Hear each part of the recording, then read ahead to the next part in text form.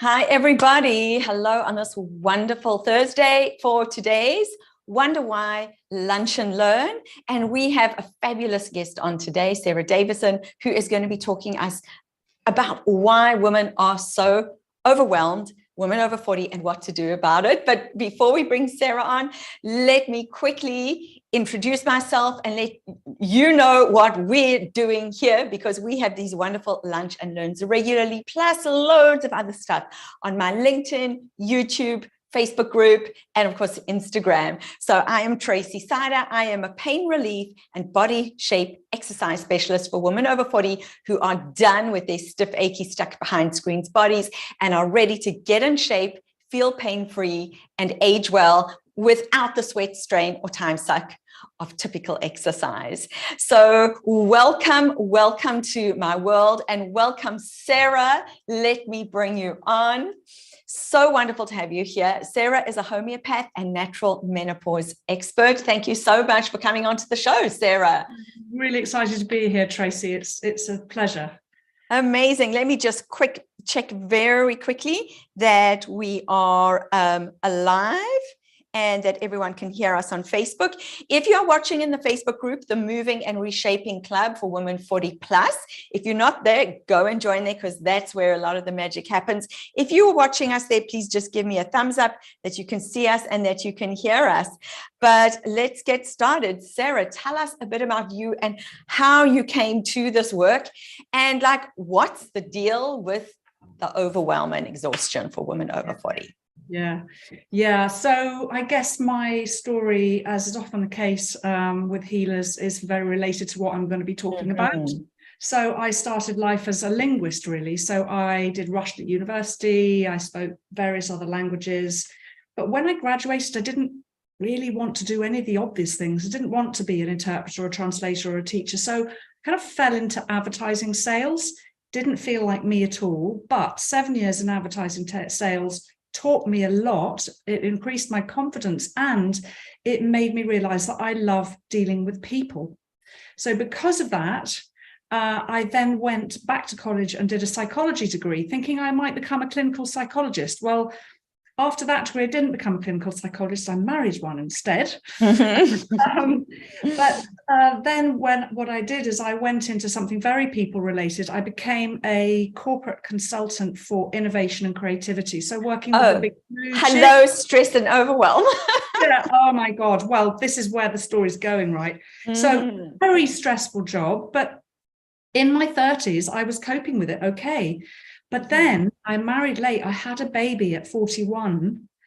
And I think the combination of the age, so by that time my ovaries are winding down, plus the super stress, plus having a child that didn't sleep for 2 years and who vomited full contents of his stomach on average every day, it completely kicked me into perimenopause, which absolutely blindsided me. But Tracy, I had no idea that's what it was. I hadn't even heard the term perimenopause. Yeah. I had no idea that, menopausal symptoms start in your 40s while you still have a regular period, not a hot flush in sight. Right. I remember thinking that it was like menopause was going to be this blip on my timeline,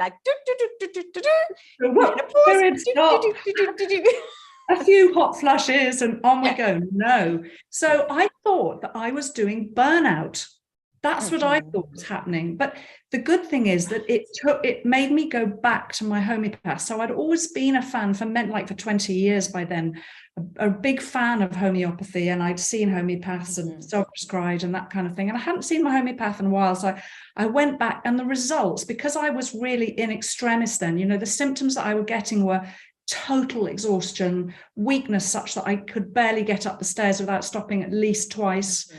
I was getting itchy rashes and serial infections, and memory was terrible, and I was dropping the ball all over the place professionally, and it was difficult. So when I had this incredible result by going to see my homeopath and going on to homeopathy, I thought, okay, this is a sign. I want to make this passion into a profession. So I went back to college and did another degree, this time in homeopathic medicine, came out with a first and just loved it. I mean, I love that degree so much I could do it all over again. Wow. I teach now instead in homeopathic, which is almost as good. I love to teach. But so then as I, started to be a homeopath and started to practice, that was like 11 years ago. I then was traversing my perimenopause. Then I started to realize when my period stopped altogether what had been happening. And I came across this term, perimenopause, and then I thought, oh my goodness, that wasn't burnout. Well, it was burnout, but it was perimenopausal burnout. And this is really what I'm going to talk about today. Because it's not just about estrogen. So that's what I'm going to talk about today. And what I do now is I help people one-to-one using homeopathy and other modalities, and I have a group program that's based on getting people through the exhaustion and the perimenopause and the postmenopause without HRT. Because as I'm sure we're going to learn, it's not all about the estrogen. There is so much else going on as we go through perimenopause that is contributing to the overwhelm and burnout. Okay, well, I'm going to step back and put you on full screen so that you can start sharing what is going to be a fascinating presentation. So I'll share my screen. Here we go. Okay, you see that okay? Yeah. Great. So why do women over 40 feel so exhausted and overwhelmed, and what can they do about it? Well, let's talk about that. So what I'm going to cover in this talk is what happens after 40 that nobody tells you about, even doctors, and why that makes you feel so stressed and anxious and exhausted and over emotional. And then I'm going to discuss 5 things that either cause it, or if you're in it, will make it worse, and 5 things of the many that you can do, but 5 tips for dealing with it. So let's get started. So why would you want to know this stuff anyway? Well, I think it's really important to know the true cause of what you're dealing with, because once you really understand it, then you can do something about it. And I know that many of you may have been have been told or just believe that, you're tired because you're over 40 and you're in perimenopause and there's nothing you can do about it. Well, it is related to perimenopause and beyond, but it is deeper than that. And that's what I'm going to discuss. And there is something you can do about it. So let's find out what. So if you get this right, then you really can get your energy back and you can be well on your way back to feeling like yourself again. So what is it that happens after 40 that nobody tells you? So it's to do with these little glands that we call the adrenal glands. So they sit like little hats on top of the kidneys, which you can't see so well in this diagram here. But the kidney, if you just see there's a shadow of a blue shape there, that's your kidney. Now these glands, they provide, I like to think of them as your horse or your horses, and they provide your horsepower. So without these glands, you couldn't get up in the morning. They give you your get up and go. But they also, by the same token, are what allow you to, they are your fight or flight hormones. The trouble is these days, we don't meet many lions on the street. So we don't have much occasion to run away from a lion or to stand up and fight someone. But the same fight or flight hormones get triggered on a daily basis by situations that we call stressful. And that might be getting the kids out of the house in the morning to go to school, getting stuck in a traffic jam and it's going to make you late for a meeting, might be having a fight with your partner or a difficult situation at work or too many balls in the air. So all those things are making us produce our adrenal glands produce these hormones. Now, here's the thing that people don't get told, women don't get told. Our adrenal glands are the backup generator of our sex hormones, so of estrogen and progesterone, from your late 30s onwards, because your late 30s is when your ovaries start to wind down. And so that puts them under a lot of strain, because we don't just need sex hormones for having babies. Estrogen, progesterone are used by multiple tissues and organs throughout the body, our brain, our nerves, our vascular system, our skin, our bones, it goes on and on, our bladder. They all have either estrogen or progesterone receptors. And so your adrenals are having to work extra hard when it comes to this age, because they're having to produce those hormones that the ovary is used to. I think that is a huge part of this whole conversation that is just not said enough or explained. That's and I massive. don't think doctors even recognize it. Right. Actually. Yes. Yes. They just don't recognize it, that the precursor hormones that are made in the adrenals go towards making stress hormones and progesterone and estrogen and testosterone. Now, guys have it lucky. They can get a lot of those hormones from their testicles, but they don't have to rely on their adrenals so much. But we have to rely on our adrenals. And it means that from kind of 40 onwards, we really need to manage ourselves better. For me, it's a bit like, until 40, we've been riding our bike with trainer wheels. And you hit 40 and the trainer wheels get taken off, and you have to learn a whole new way of staying in balance. Right. So, I love that analogy. Really, so good. I put that one up last week, but it is, you have to, because when you're on trainer wheels, you don't have to worry. You can drive the way you like. There's lots of tolerance. You can whisk around those corners and, you won't fall off. But when you take them off, there's a much narrower balance window. And it's the same when it comes to stress and, balance the hormones in with our bodies. So what did I want to say about this? Yes. So when those adrenal glands are overworked, they get fatigued and they get dysregulated, which in like lay speak is we call exhaustion. And that exhaustion can lead to burnout. And burnout, serious clinical burnout, that's something where you might not get out of bed for 6 months. So, it's quite serious stuff. So, I've had to learn this stuff the hard way personally, not just as a professional who helps women, but I've had to learn the hard way because I have been into adrenal fatigue 3 times. So the first I told you about in my story, when I hit 40, I just had a baby and I was trying to do the baby and the job. Then again around 50, so I was still perimenopause at that point, and I decided I'm going to get fit. I thought, I'm going into my 50s, I need to take this seriously. I don't do much exercise, and I went off and I did bar classes. My word. For anybody who's not familiar with bar classes, this is a form of exercise that is based on how they train ballerinas. And it is punishing. Yes. So they make you work every single muscle group till it's screaming in pain and shaking. They even say, embrace the shake. Wow. Absolutely terrible for your adrenals. And that was me going, oh, it's just because you're unfit, Sarah. Keep going. And I kept going. And after about a month of going about twice a week, I became totally exhausted, so weak that I couldn't even do one knee press up or one kind of more than 1 or 2 arm exercises. And I nearly fainted in the class, which is a symptom. The dizziness and the faintness is a symptom of adrenal fatigue. And that, I was out of action for a month. I could barely walk up a hill or get up the stairs. So that was the second time. And the third time, because I still hadn't learnt it by then, and this was about, I don't know, probably 3 or 4 years ago, and it was to do with work. So I put myself under a lot of pressure with work. I'm quite driven as a person. And this is something tendency I'm having to unlearn in my menopause journey.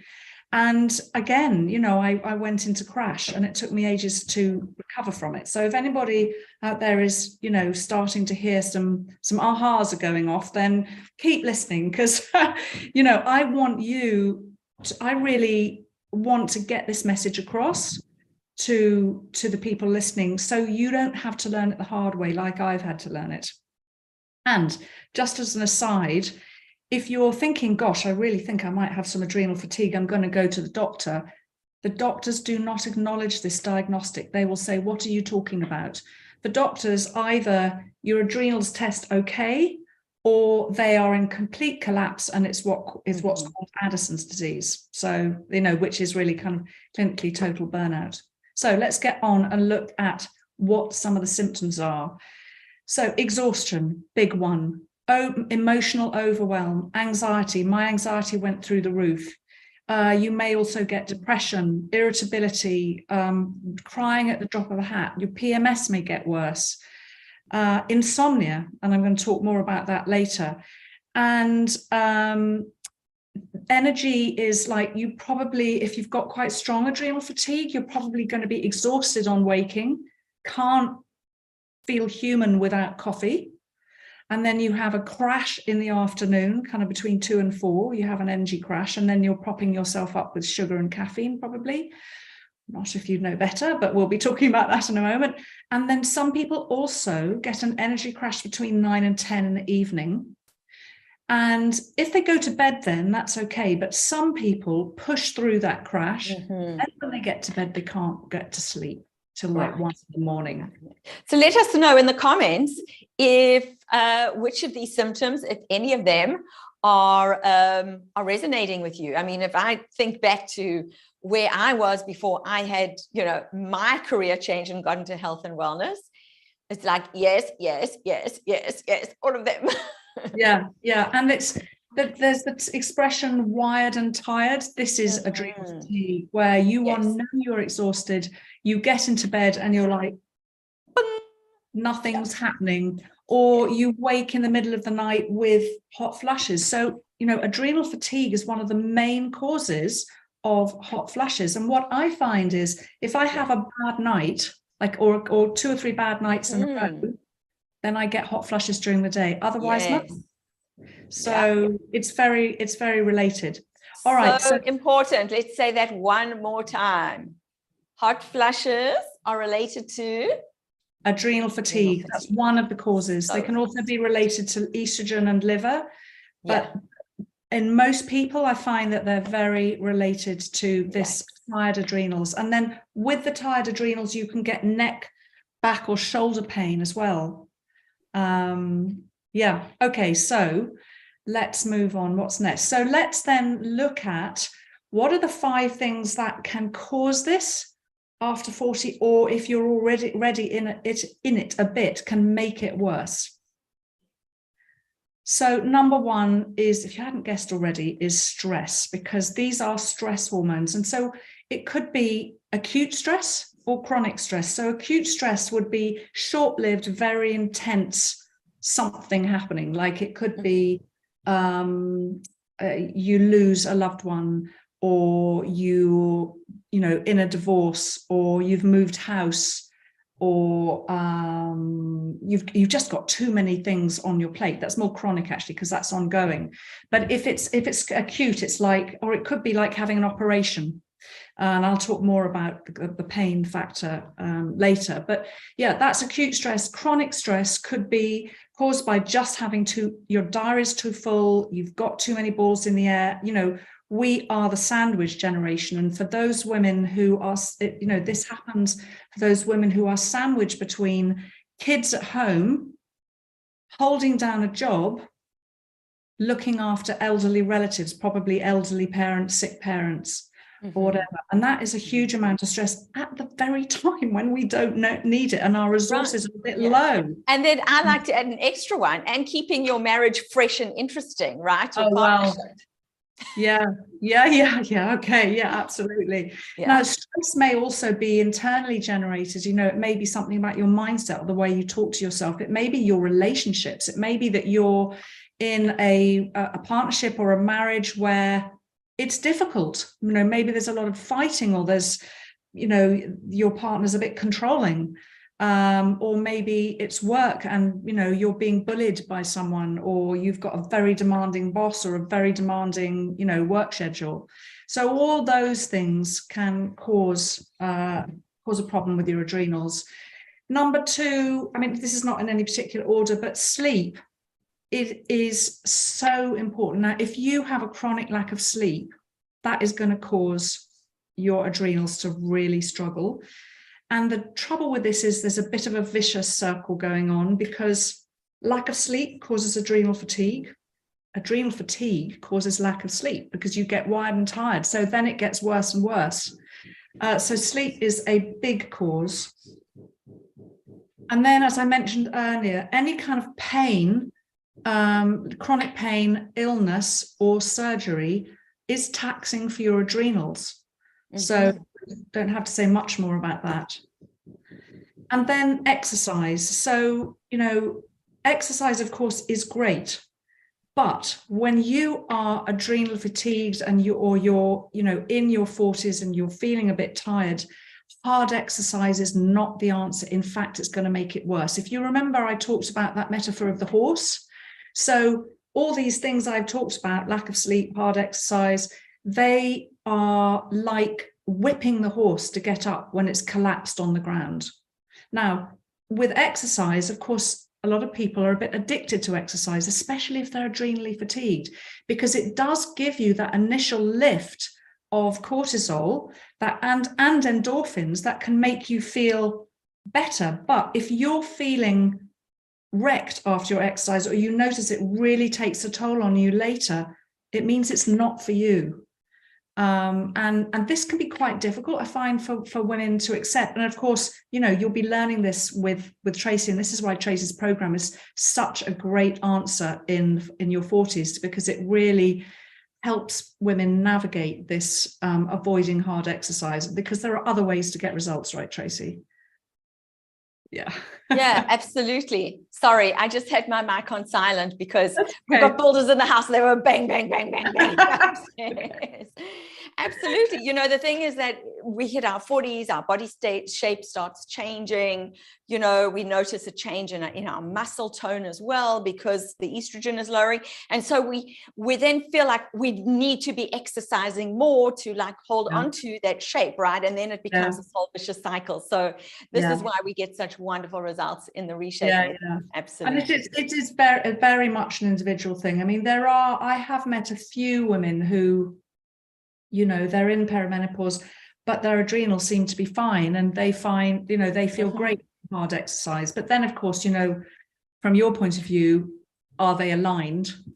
And then what is that hard exercise going to be doing to them? But, some people, they have to have their hard exercise. But if it's making you feel tired later, listen. That's the important thing. Yeah. And that's, I think, for me, one of the big lessons over the years as I've gone through my menopause journey is I am being forced to listen to my body, because I'm, as I said, quite driven, and I can just ignore it and, keep going. And I get into trouble now every time I do that. And in a sense, that's a good thing, because it's making me live more in balance. Right. Absolutely. Absolutely. Yeah. And it really is, a case of, I find that this menopause transition can really be a bit of a gift, because it is allowing you, it's forcing you really to become more in tune with your body and to live more in alignment.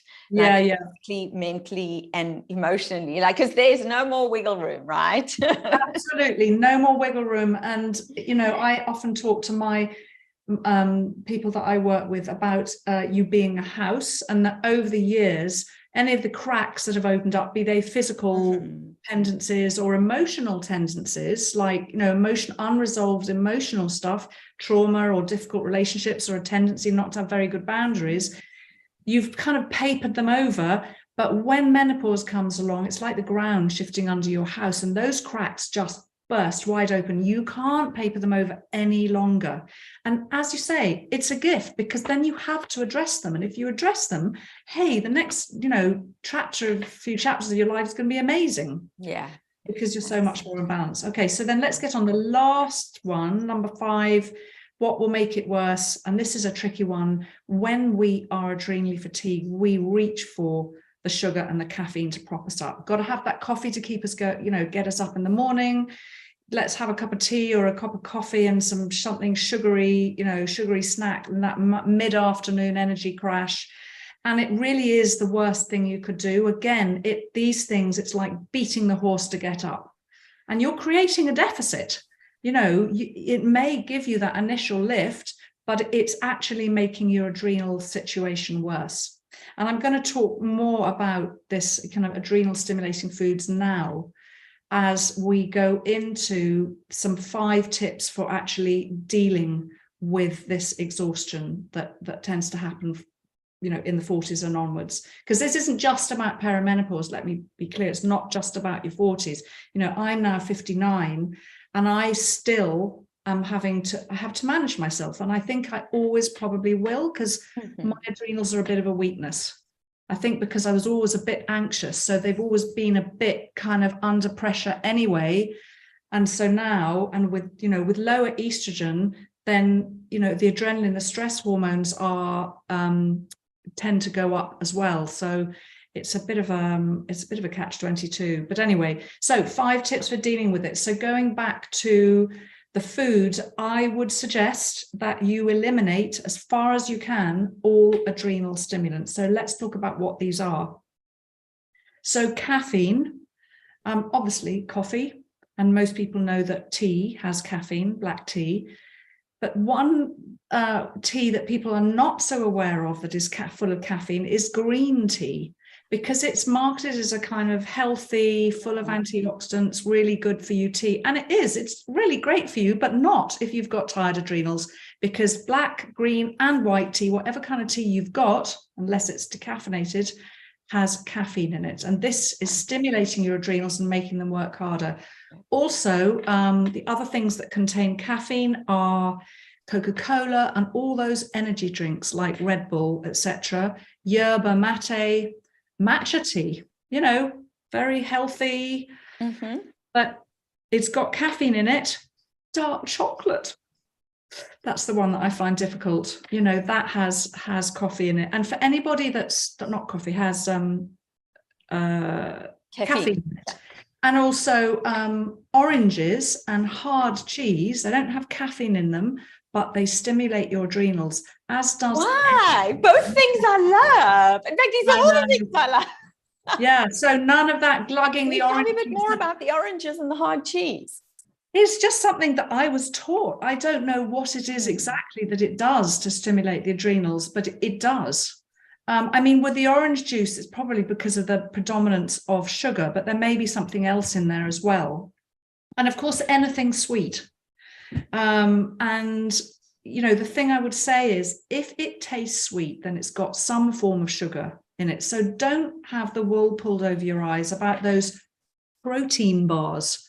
They're so full of protein and they've got no sugar in them. If it tastes sweet, it's got sugar in it. And those protein bars I find ridiculously sweet, because sugar basically goes by about 20 other names. And it's a very good way of manufacturers disguising the fact that they've got lots of other forms of sugar in it. And of course, we want things that are full of sugar because they taste nice.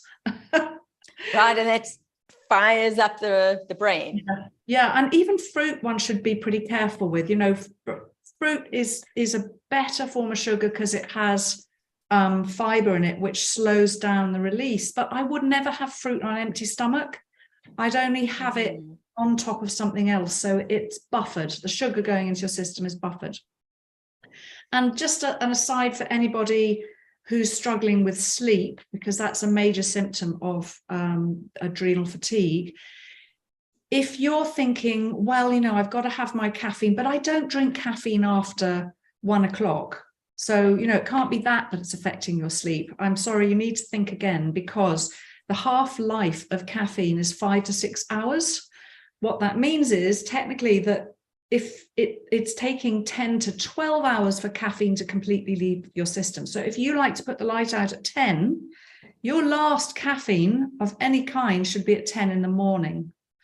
But ideally, if you are adrenally fatigued and you're wanting to repair your adrenals, just cut the caffeine out. And there are lots, in my program, I give lots of substitutes, of really great tasting substitutes. I love, being from South Africa, I love rooibos tea or red tea.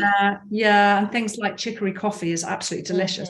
Then the other thing is, what often happens if you are adrenally fatigued is you crave salt because the adrenals need salt. Now, salt has been somewhat demonized, but actually, you know, as long as you're not eating table salt, because table salt is full of anti-caking agents that are really not got nice things in them.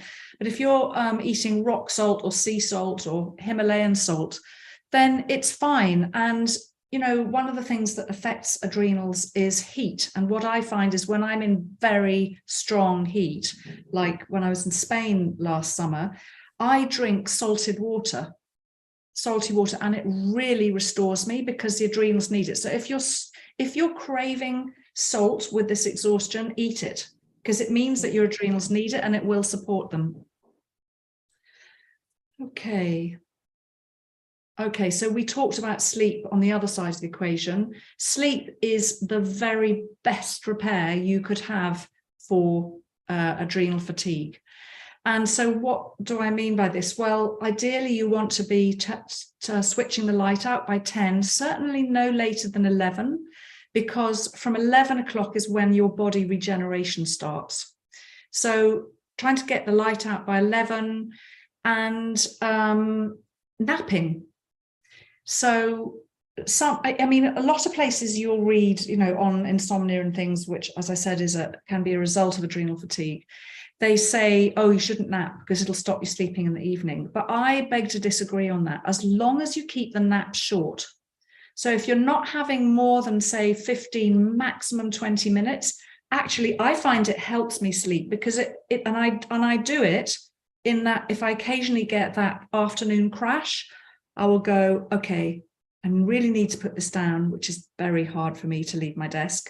And I go and lie down and I often get 5 or 10 minutes nap. But even if I don't, just that rest makes me feel so much better. And I find that not forcing myself to push through that afternoon crash actually means I'm tiring my adrenals less. Because if you push through when you feel like that, you're making your adrenals work even harder.